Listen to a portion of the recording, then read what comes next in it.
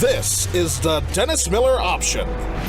Your source of opinions, stories, and laughs from comedian and inactivist Dennis Miller and his guy Friday, Christian Blatt. What's up, Hiroshi? Let's light this candle. Ladies and gentlemen, Dennis Miller! Welcome to the Dennis Miller Option. I'm Dennis Miller. I'm at Larry King's studio lot, and where are we at here? Is this the Onion Field? Beautiful, that Joe Wambaugh thing? Beautiful Glendale, California. Yeah, we are out there, folks, and I can tell you Larry's saving on rent out here. We wish Larry well. He's off for, I'm hosting his show for a little bit here, filling in.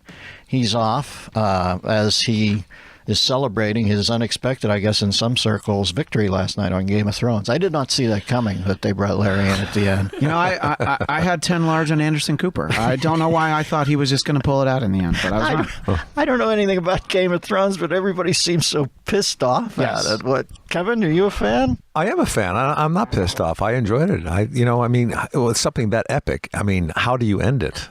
You know, it was like The they tied it off Sopranos. pretty What well. are you going to do? You got to do something. I kind of like The Sopranos ending where you didn't know if he got killed or Exactly. not. I guess David Chase slipped up in the interim and said he did get killed. Yeah, and I didn't like that answer. I just wanted to never know. Like a painting, you interpret it how you will. But I think no matter how you end a show like Game of Thrones, people are going to be mad because I think they're mad because the show's over.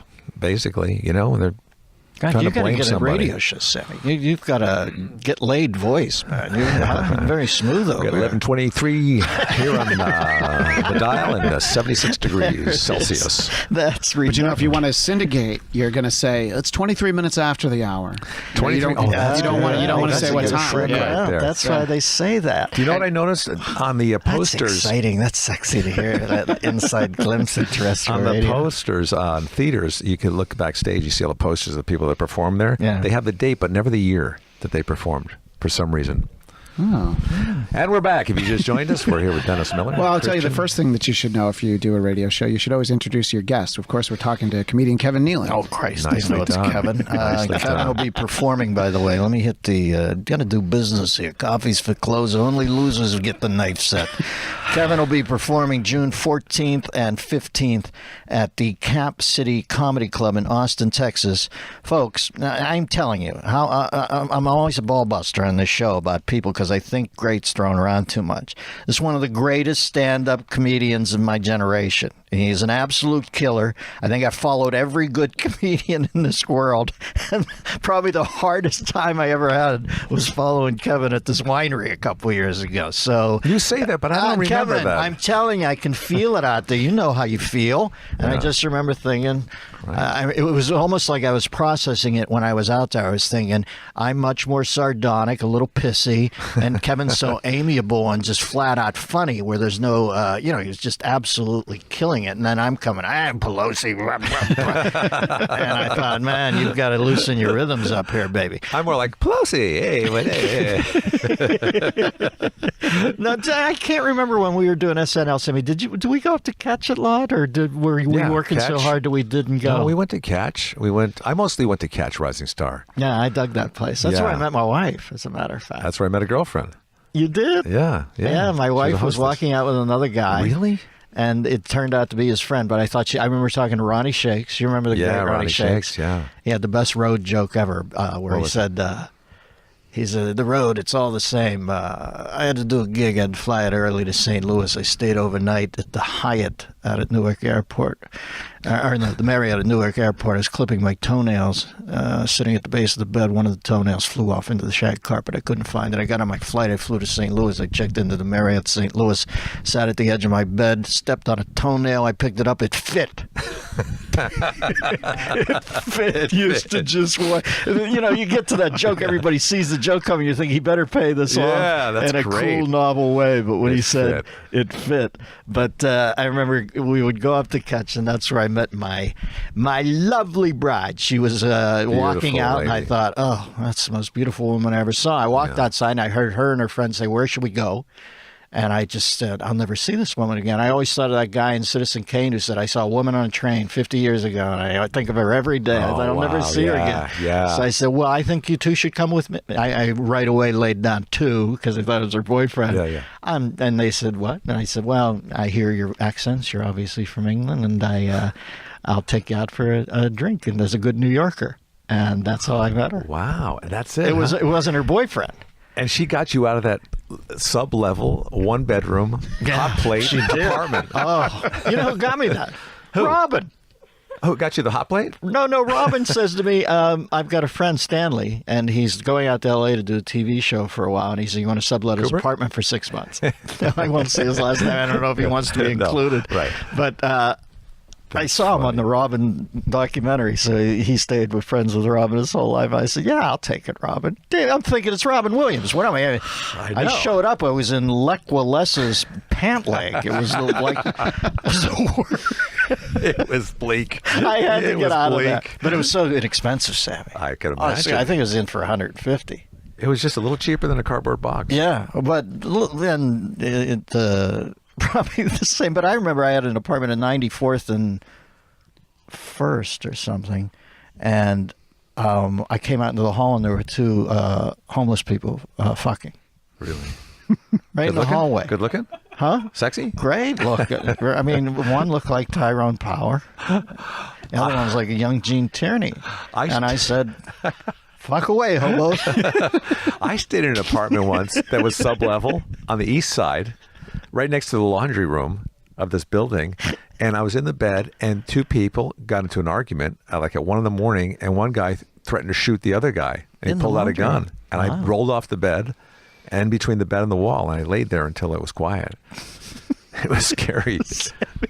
People thought we were making a lot of money. I didn't remember making that much made money. Nothing. I have my New contract. York apartments were crazy. I just found my contract from SNL. I think it's $4,000 something a week. Yeah.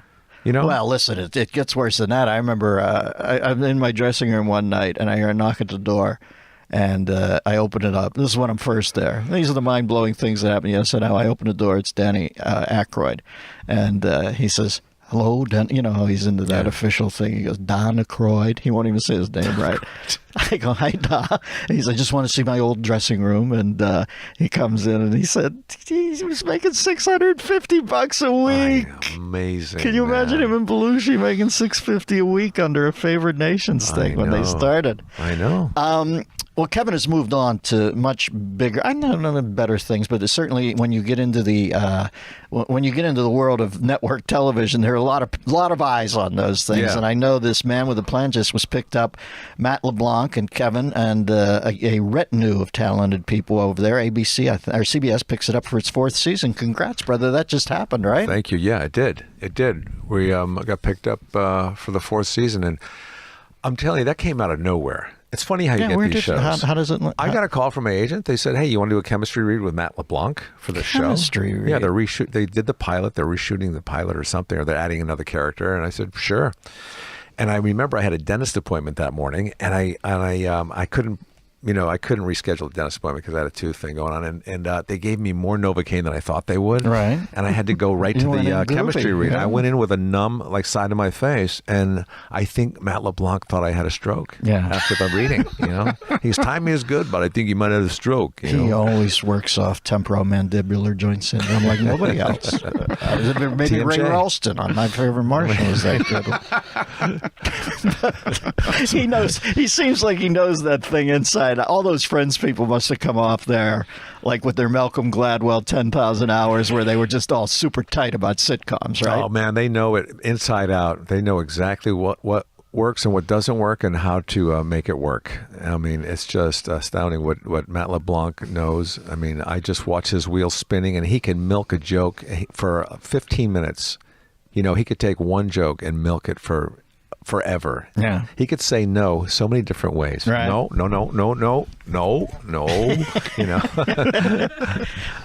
Listen, I'm not and I'm sure once the show gets picked up for 4 years, that's like an eternity in present day. So I'm not trying to be catty. I just don't watch a lot of sitcoms. It's not my form. What I am digging immensely, though, is the YouTube show Hiking with Kevin. Now, that's my bailiwick. That's your and bailiwick. I can think of nobody else to freeform and free associate better than than you. You've always had, I always thought of you as Jimmy Stewart with an incredibly quirky left-hand turn in your brain. And I don't mean left in any sort of political spectrum thing. I'm just saying an odd thing that I didn't see coming.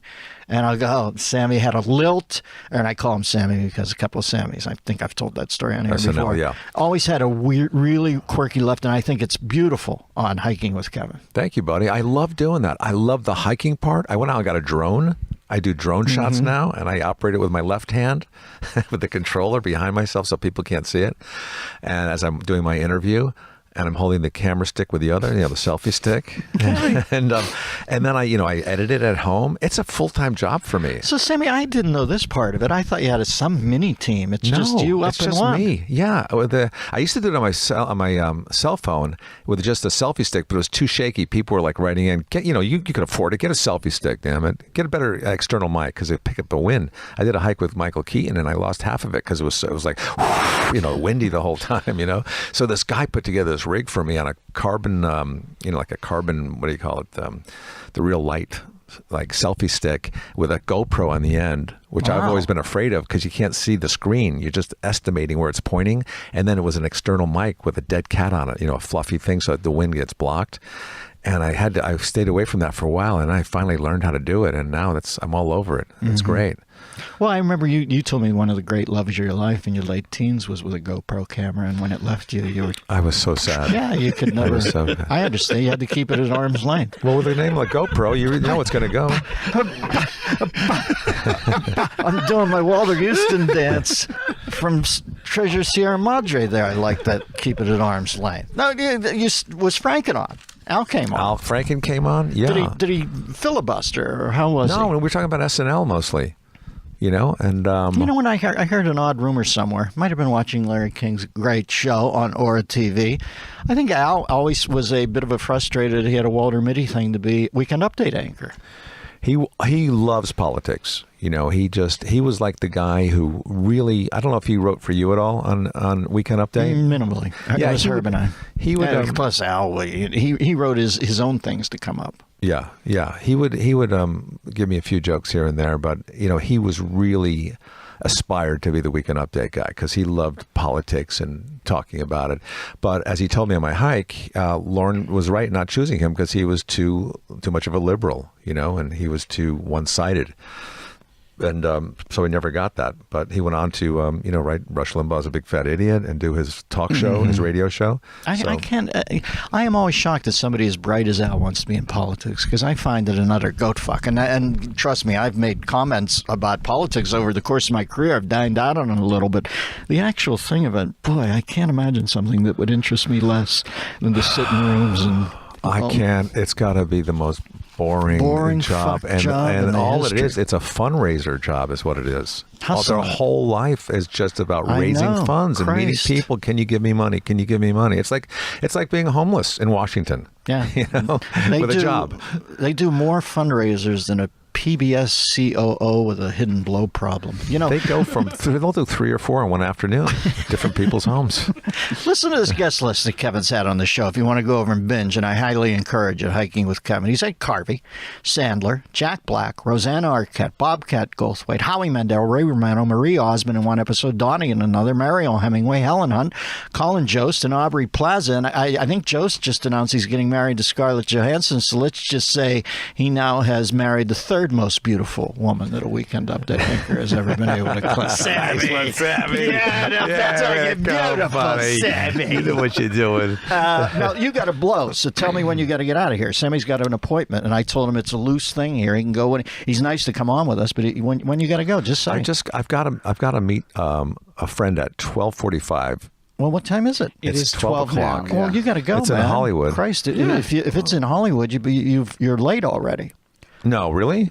Hey, brother, it's hard to get over there. We're in Glendale. Let's do 3 more minutes. Let's wrap it up in Sammy, 3. I worry about you. I just want to blame someone. You give too much. All right, I'm sensing you want to go. No, We're in for another half hour. I told you I'd try to get you out of here because you got to rock. You're the best. So listen, Kevin's got his website is kevinnealon.com. He's on Instagram at Kevin Nealon, on Twitter at Kevin Nealon, which is so ironic that that's your actually baptized given name. It is actually, yeah. And you'll see some hand-drawn sketches there. He's got gigs coming up. I know the one that you want to see is very soon, June 14th, 15th, Cap City Comedy Club in Austin, Texas. Truly one of the most unique comedy perspectives I've ever seen. And guess what?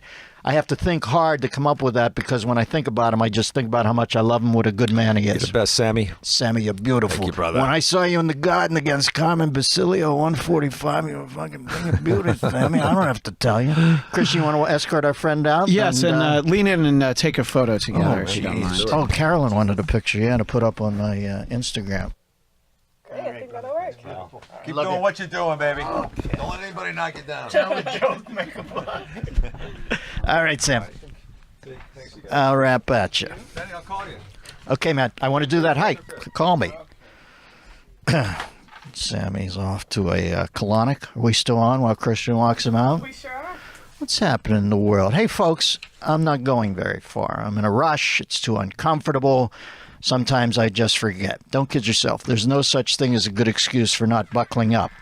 If you've used any of the above excuses or any others, you're putting yourself at risk of injury or death. In 2017, get this, get in close. I want you to hear this stat.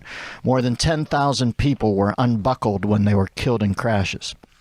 51% of people killed in motor vehicle crashes that were not wearing seatbelts. Seems like another time, another era, but people still not buckling up. No matter what kind of vehicle you drive, wearing your seatbelt is the best defense in a crash. Even when you sit in the back seat, you still need to buckle up. That goes for when you ride in taxis. Use ride-sharing services too. Why wouldn't it? Cops are on the lookout also and writing tickets, but that pales, obviously, in comparison to the figures I'm telling you about croaking it when you don't belt up.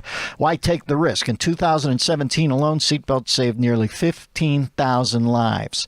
So do the smart thing. Buckle up every trip, day or night. Click it or ticket paid for by our friends over at NHTSA. Thank you, NHTSA. Christian, what else is up in the world? What are you going to talk about? I did 2 Larry King shows today. Yeah. One with a nice cat named Brian Callen. Brian Callen. Yeah. Who I guess is on the Goldbergs. Yes. I asked him, who do you think is happier in the moment? Charles Lindbergh, when he touched down at Le Bourget Field outside Paris after 33 and a half hours in the air solo over the Atlantic, or Jeff Garland when he found out they had hit the syndication number on the Goldbergs. And he agreed with me. It was probably Jeffrey over there. Yeah. He doesn't exactly have David Skywalker Thompson-like hops, but I think even he got 2 feet off the ground when they hit the syndication number. Yeah, and then I did Sammy, and he was nice enough to step in, Kevin Nealon. We're over at Larry King's Aura TV thing, which I think used to be the headquarters for Donald DeFreeze's Symbionese Liberation Army. Send Q to you. Thank you. Yes, I'm glad you made sure to make it clear. Kind of off the beaten path off here. We wish Larry well. There's always a Hearst relative of some kind in the closet here. I don't actually know who it is today, but you can reveal it at the end of the show. I said that Larry will be back up and running soon and sitting in the best seats at Dodger games behind home plate next to Mary Hart and whoever the fuck that guy is who never watches the game but's constantly texting. I don't know who that guy is, but I always see him. Want to grab him and go, you are on the owl at the Dodger game. It's the World Series. Kershaw's on the hill. Yeah. It's literally the best seat in the house, and he's tweeting like a 16-year-old girl spending his first summer in Paris. Today I saw the Gauls' grave, and I met a boy named Valentine. Justin Turner's beard is itchy. What else is up in the world? I'm a little fried, is what I'm saying. I did want to ask. Oh, did you see Springsteen on Broadway? I did, yeah, when I was in New York last fall. Yeah, how was it? It was amazing. It was, it was. I mean, there's a Netflix special of it now, so people can at least see what it was like. But I just went in the cancellation line because you try to get them in advance. Like the face value for like the front row tickets was like $800, and the higher up ones were like, I don't know, $300 or something. So I was just like, all right, I can't buy them off StubHub because they were up high. And I went to wait in the line. My wife was working. She was on set because my wife is in show business, unlike me. And glad you like that, Lindsay. But and then this lady comes by and she's like, I got one but you have to walk in with me right now because you know how you can print your tickets at home. She had printed both tickets on the same piece of paper, so she couldn't she needed me to go in with her, and I'm like a Dear Penthouse letter, right? Yeah, exactly. And she was, she was, guys end up yeah, strap your hands, cross my hands, jump. Yeah, she, you know what? She didn't grab hold of my engine. I was a little disappointed, but she said $300, and I'm like, do you take PayPal? And she looked at me like, you fucking moron. And she kept asking other people. So I was like, wait. And I counted all the money in my wallet. How about $267? She's like, good enough. Let's go. So sat next to. She was a nice school teacher from Maryland, but she sounds like a ball buster. She wouldn't take PayPal. No, I guess she probably doesn't have it on her phone. But you always attach such. I have one of the most embarrassing Springsteen stories. Is I was standing in a bookstore in Sun Valley. I know Bruce Lowell, and he's up in Sun Valley. Yeah. So I'm in the bookstore, and I pick up the Springsteen book, and I'm looking at the pictures. And over my shoulder, he's fabulous. You go, fuck. You get caught by my friend looking at pictures of him. That's amazing. But, it's tough to do. He's a regular cat. He's a good, funny guy, but he's got it's Springsteen. I don't know. It takes a little while to process that. So they did catch me looking pictures of him, and it was being caught by the guy who you're looking at the picture of is a weird moment in friendship. And by the way, he told me it wasn't an Exxon sign. He said, tell me it was an Exxon sign. He's that giant Exxon sign brings this fair city life. It was Texaco or something, but he needed a 2-syllable. Oh, that's so funny. Sometimes you attach mystical things to people. Yeah. And I remember one time I went to I must have told this. Christ, I probably shouldn't tell it again. But fuck that story. I always tell these stories again, and then I shouldn't. What else is happening in the world? Well, I wanted to know, how was your weekend? It was great. The people in Staten Island were so nice to me. Great. And I came back on JetBlue, and they have this thing called Mint service, folks. And if you could ever use it, it's their first class. They call it Mint. And I know people go, fuck first class, and Christ, everything's a... Haymarket Square riot now as far as the haves and the have-nots. If you get yourself together like $1,500 or something, I don't know, and not everybody in the world's can afford that, but not everybody can't. I'm talking to the people who can. Try that Mint service, because every second row, there's 5 rows in first class, and row 1, 3, and 5 are 2 seats on each side of the aisle, 4 seats across. Row 2 and 4, though, are only 1 seat on each side of the aisle, complete recline, and a little door they slide on your pod. So in other words, they slide the door, you're in there alone, you've got area all over, you don't have to put anything away, and you set up in there, I got my computer here, I'm watching a movie, and then there's like a in between the 2 seats in front of you, that's why it's a 1-2-1 configuration. You can do a complete recline and your feet go up into a little slot in between them. So how's about that? I had killer banana pancakes. And then they brought me some Peruvian dish, which is, I was just glad I wasn't altered state paste off it, and all fucked up. But it had eggs and some sort of eggplant in it. Had a killer mimosa, and then dropped a half Ambien, 6-hour flight, and reclined into my sleep tube, my REM tube. Hey, I wasn't in a band called the REM Tubes. And I slept for around 4 hours, and I woke up and read a couple, maybe 50 pages of Atlas Shrugged, just to remind myself I deserve to be in first class because the looters want my money. Did you keep your shirt on this time? Yeah. You said you had an Ambien. Well, I had one bad Ambien thing and a mark for life. Hey, I'm always Imagine hoping. Taking your shirt off. That's the funny part of it, but the look of horror on my kid's face. To this day, my son was so wide-eyed. He looked like, he looked like Marty Feldman on a amyl nitrate. His eyes are all popped open like, what the? I said, son, what's wrong? He looked down. There's my mammamular flutter. Christ, it was grim. Huh? I've never felt my breasts were bigger. 2 airbags dropped down. I put it over and did a cone broad dance from Madonna's Jean-Paul Gaultier tour. All right, what else is up in the world? How much time have we done? Well, we need to do Sammy. about 20 more minutes, give or take. I'm not whining, folks. I'm more than happy to do the 20. I just, in days like this where I'm doing 8 things, I try to stay You know? So don't. Dennis doesn't care. I care to the extent you listen to the podcast, and I do the podcast, which is a lot, but it's not like I'm going to be here for 2 hours. No. We'll do that another Joe day. Rogan does that, right? He'll do like 3 hours, and it'll be and like he How can does it hold together? I have not heard that. I haven't watched one of those long ones. He did an interview with David Lee Roth, and Dave doesn't do a lot of interviews, and you don't get much out of him. Nobody wants to interview him. Well, yeah, but I was just like I was interested, and it was like I don't even know if he was there for the 3 whole hours. I'm like I can't watch all this. It was too much. Guys, but how many times I hear that? So I was a paramedic in Tempe, and I'd pull up an accident. And they'd go, yeah, we get it. Hamla babel is able to bubble. Hamla babel is able to bop. What else you got? I didn't even hear. What was that? That's from his Just a Gigolo song. It's like a big part of the song. I remember that part. Yeah, Christ, but that's the part of the bridge. Hey, Humming a bagel? well, yes, he is. He is a member of the tribe. Saw Mandy Patinkin in an alt theater experience way off Broadway called "Humming the Bagel." But maybe that's what we need. We need to do 3-hour shows, Dennis. Maybe that's what the kids want. What about Mandy Patinkin in Alien Nation, where you had to wear the cassava melon head? Oh yeah. And Jimmy Kahn gets to just show up with chest hair and shoulders, and Mandy's in there at 3 a.m. and they put a fucking cantaloupe on his head. Jimmy Kahn's still out, from the night before. Well, Mandy's in the chair. Santino! All right, what's up? We got any voicemails? Well, we can't. Unfortunately, we can't play the voicemails in this back room setup, but we'll get to those. What do you think they do in this room? Is this just a storage room? Virgin Sacrifice. How did you come out here, by the way? That's nice of you. Thank you. I live in Burbank, so this is closer for me than going to Linz, where do you come from? I came from Culver City, where Westwood One is. Oh, so this is a schlep. Thank you for coming out. We appreciate it.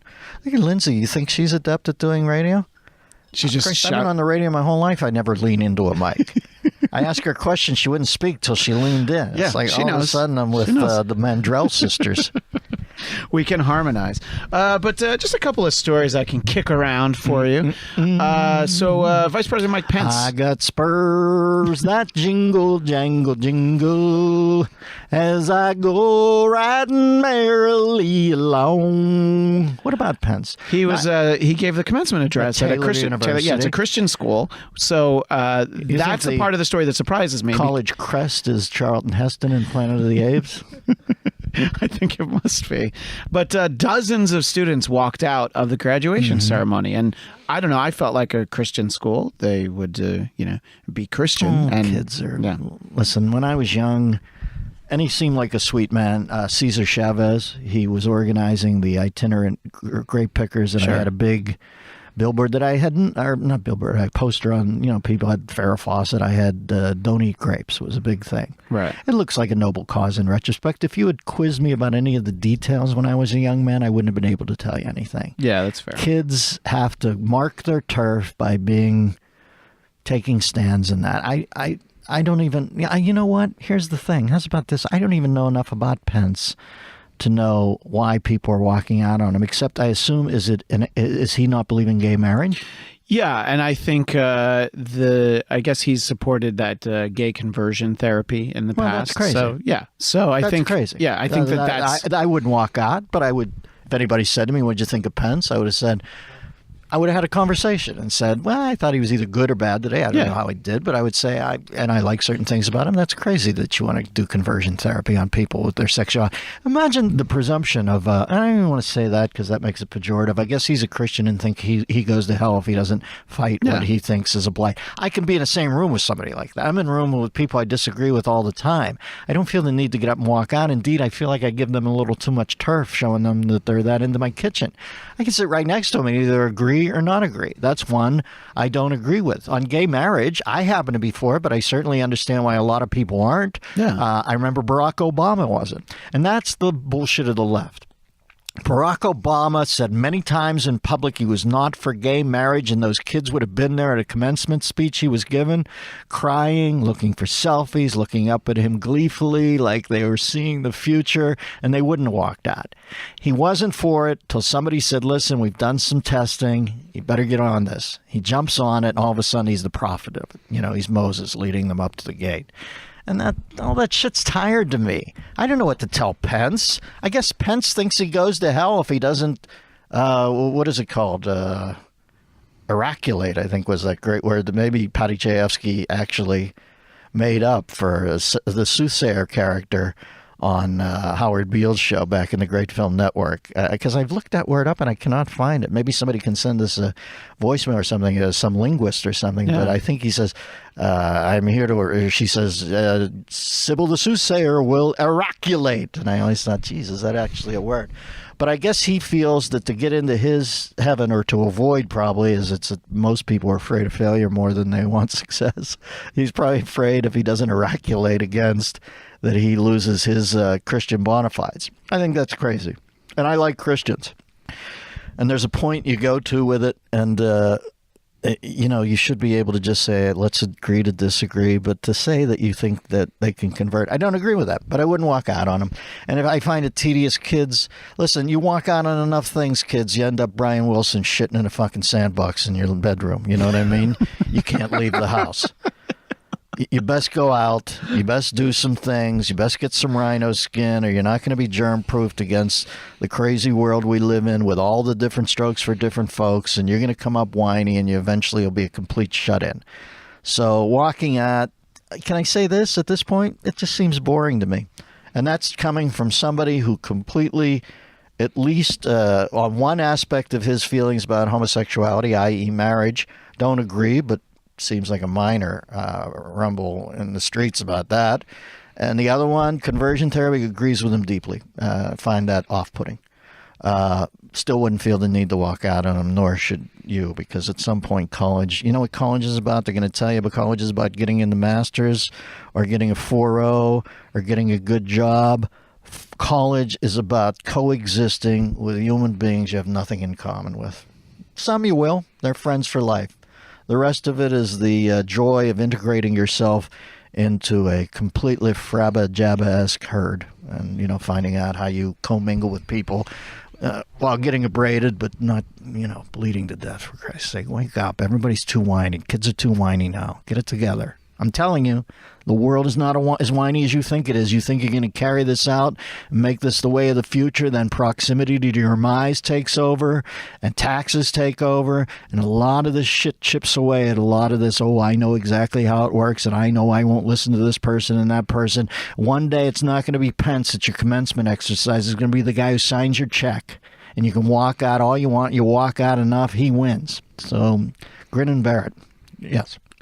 You and Sammy Nealon were talking about Game of Thrones a little while ago, and I saw a headline that this is in the UK, but so £40 an hour, which is about $50 an hour, there are counselors that are ready to talk to people and talk them through the ending of the Game of Thrones, which happened just this past weekend. So you can hire someone if you feel like you need to really talk to, a licensed therapist about it. I find that once people are paying out of their own pocket, see, here's the thing, I would be surprised if that's not covered under the British healthcare system, which is absolutely, that's why it's in trouble with national health. But if you got to spend your $50 any way you want. Can I tell you this, Christian? The show your wife wrote for. And worked with and I don't mean the Orange is the New Black. I've never seen that. But Mad Men is my favorite TV show ever. Can I tell you, I was sad on the last day, and I remember having some pangs. If somebody wants to take that pang and say, I'm going to pay $50 out of my own pocket to talk to somebody, look, you, in many ways, are one of the most astute, sardonic minds I know. And I get to certain points with you where I think, I can tease Christian about that. And then I think about when it was touching to me when you said you went and saw the Avengers. And I think about this young boy who at some point starts with all this stuff. And it gets in your DNA. And I can tease you. I tease you a little bit. I'm thinking you can wade in on this cat, Dennis. But what do you have in your life that people are shocked that you find touching? You know what I mean? It's like it seems like going way too far over something that made sense or resonated emotionally with a person. So when I hear that, do I find it goofy in a way? Yeah, but only kind of goofy. If somebody really thinks, I'm trying to hold off this feeling, listen, these shows are immersive. I mean, you can wrap yourself, it's so funny to me, it's almost figuratively and actual. You can wrap yourself in the comfortable duvet of one of these shows for 10 years of your life. And they take just enough time off where you're unrequited and you want it again. It's like having a pet or something. And when it goes away, I'm not going to sit here and say, oh, it's. I think even the people who do it, pay the $50 to talk to somebody, don't go in thinking they're on a ledge. They do it to prolong it a little and maybe work off some agita. I find it a little funny. I find it a little sweet. I must admit, I find it a little goofy. And those three things comprise most of the shit I see in my day-to-day life on this planet. Right. I find things alternatingly sweet, touching, goofy, and but I want to get less judgmental about this shit as I get older. If somebody wants to do that, I can see where they get dinged after 10 years with a show, especially a show that, for me, I have to immerse myself in a real show. So if somebody is really that far gone on dragons and fucking, you know, I understand that they might feel that they're into the magical thing to begin with. The Year of Living Magically. Who is that? Joan Didion wrote a great book, I think. I can't remember. Or am I thinking Year of Living Dangerously? And by the way, while we're on Game of Thrones and Year of Living Dangerously, can we get Dinklage and Linda Hunt together for some sort of twerking video? I feel like, you know, Dinklage is a free agent now. He's out there, you know, looking for work and looking for... What else is up in the world, youngster? Let's see. Fox News did another one of their town halls. This one with Pete Buttigieg, and this comes a week after Elizabeth Warren said, "Well, I won't go on Fox," and he makes the point. Well, she's tedious. She's stuck perpetually in a kid in college walking out on Pence mode. Yeah. It's not forward thinking. Right. I'm not voting for Buttigieg, but I have to tell you, I find him more interesting that he'll go there. I find him to be a little bit of a smug fuck, but also kind of charming in a way. But she can't go there. Do you know how much she'd have to fold under facts? You know, when you insist you're the smartest gal in the room and then somebody hits you with a Phil Spector, Chris Wallace sound of facts, she can't handle that. Yeah, I mean, I think... I'm sorry, I interrupted the question. No, it's fine. I got a standing O, right? He did get a standing ovation. And I don't know, I think what you're saying, at least for me, is like, I can see why people look at him and go like, okay, I like what he has to say. Elizabeth Warren is a little harder to understand how people are like, yeah, I'm all in on Elizabeth Warren. She's a phony, and she's a Christ, like I said, her shriek. And that was the point that Pete made, was that he thinks that they miss out on speaking directly to millions of American voters if they don't go on Fox. So he agrees with you. Him. How's about I can't vote for anybody who can be caught in still photos looking like a nightmare? I bet you if you took 1,000 pictures of Pete Buttigieg that he gives so little up as a card player, it's like rounders, you know, that I don't think you'd catch many photos of him, even if you snapped incessantly in a moment. Whereas with her, it always looks like Leota's mother-in-law when he comes in late after they get married in Goodfellas. You know, what kind of people do this? And she's a nightmare. Hillary had that too. You couldn't catch a normal picture of her. So Buttigieg, I'm not voting for. I disagree with him. I think society should step in at 8 months if somebody's whacking a kid. I don't think that happens every day, but I've seen some studies on it where it winnows down to maybe 8,000 a year in late-term abortions that aren't of rape and incest. And rape and incest abortions, I think, should happen earlier in the game. But at 8 months or 7 months, I'm even guessing I'd have to read more, I wouldn't let it happen. Yeah, I wouldn't. I find that weird. I think that at that point, when somebody says, "Oh, I felt it kick," and then a couple months after that, when they can ascribe the verb "kick" to it, that they're sticking a vacuum in, I think that's weird. I think that's beyond weird. I think that's murder. Yeah, I mean, I think my thoughts on it, I always was like, well, I'm going to largely stay out of it because I'm a man. I'm very pro-choice. But then, of course, the first time that, when we first heard Felix's heartbeat, and I don't even know how many months in that was, I was like, oh wait, I understand. I understood the argument at least. It's just like, oh yeah, no, he's a thing and now. Even there, Christian, I do think it's a serious step that the.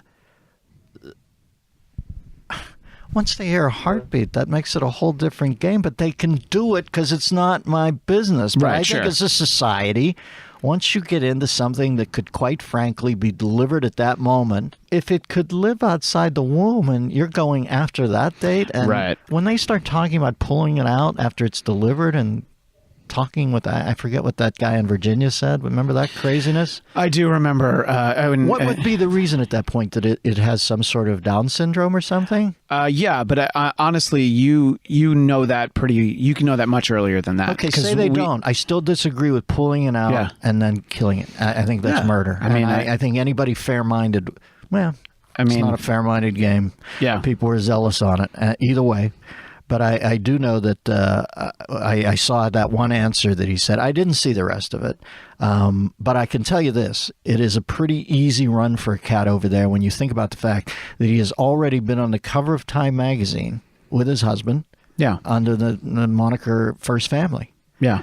This will show you. I don't think has Trump ever get on Time magazine or he was Man of the Year the year that the year he won the election. But I guarantee you somewhere in the notes from the editor, I bet you they reference the fact that Hitler was Man of the Year. I bet you there's a black and white picture of a magazine saying the Man of the Year is always somebody who plays.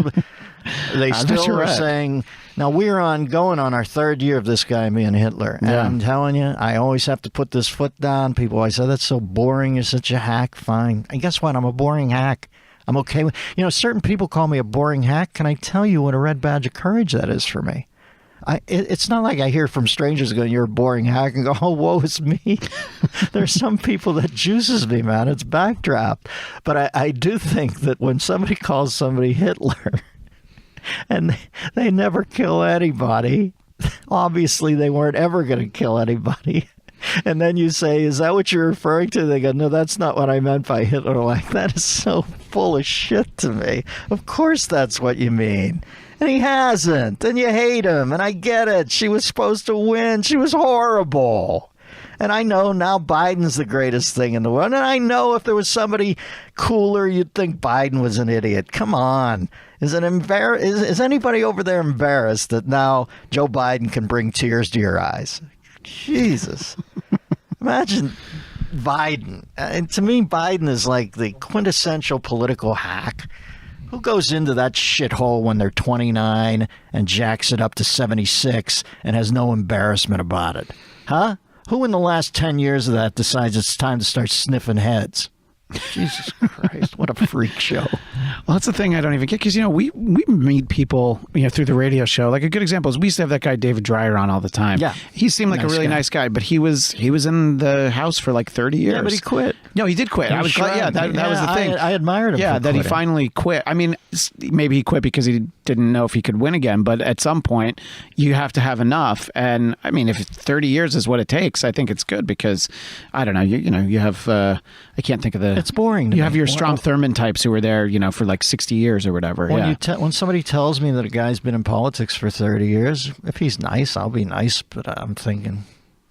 And when Biden has been in it for now 46 years, it's a life unlived. It's an unexplored life. I don't find it invigorating. I don't think he is there to help us.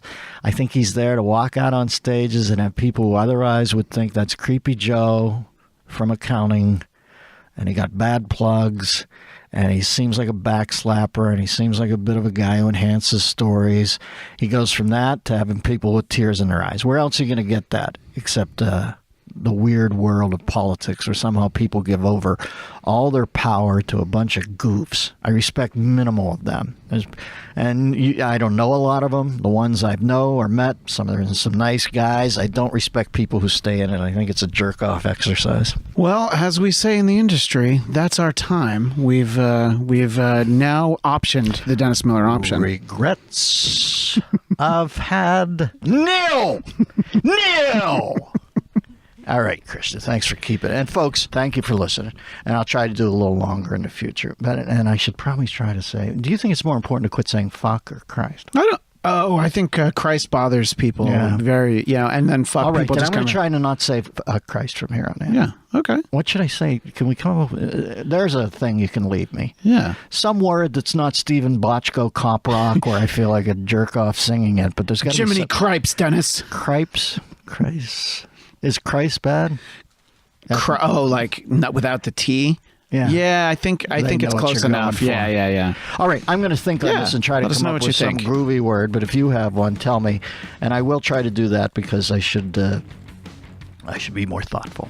All right, bye. Thanks for listening to the Dennis Miller Option, exclusively on Westwood One.